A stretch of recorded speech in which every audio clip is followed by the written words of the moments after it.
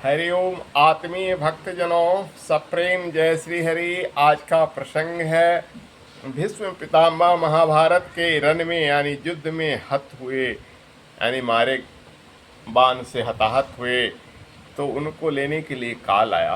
भीष्म पितामह बहुत बड़े पुण्यात्मा थे, धर्मात्मा थे। उन्होंने काल को दुत्कार फटकार कर भगा दिया। बोले कि मैं कर्मयुक्त हूँ, तेरे अधीन नहीं हूँ, तेरे बुलाने से नहीं जाऊँगा। जब भगवान श्री हरि कृष्ण मुझे खुद लेने के लिए आएंगे मैं तभी जाऊँगा। भगवान श्री कृष्ण सायंकाल उनसे मिलने पहुँचे, तब तक सरसैया बन चुकी थी। उनके रोम कूपों से रक्त यानी खून की धारा बह निकली थी। भीष्म पितामह ने भगवान श्री कृष्ण को देखकर प्रश्न किया कि हे प्रभु, मैंने जीवन में कोई पाप नहीं किया है, फिर भी मुझे इतना कष्ट क्यों झेलना पड़ रहा है। भगवान श्री कृष्ण बोले, हे तात, आपने कोई पाप नहीं किया है, पर पाप होते समय आप उस घटना के साक्षी बन कर रहे थे। वह उसी का परिणाम है, उसी का कुफल है।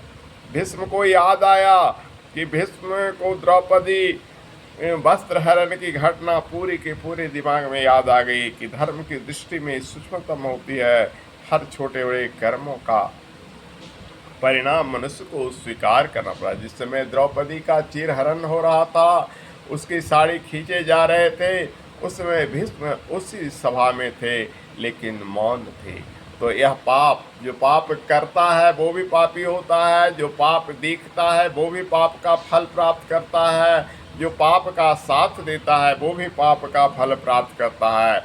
उसका परिणाम एक न एक दिन उसे भोगना पड़ता है। जो जैसा करता है उसको आज नहीं तो कल उसके परिणाम को भोगना पड़ता है।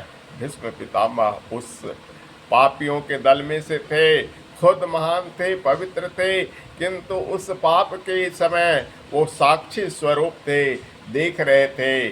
चाहते तो वो डांट देते, क्योंकि उस कुल के पितामह थे, उसके डांटने मात्र से सभी लोग संभल जाता, फिर भी वे मौन रह गए, चुप रह गए।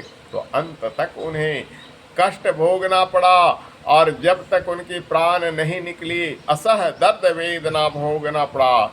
ये माना कि उन्हें इच्छित मृत्यु का वरदान प्राप्त था, फिर भी उनके बाण से विद्ध जो हुए दक्षिणायन में हुए, और उत्तरायण आने तक वे वैसे ही बने रहे। हरिओम।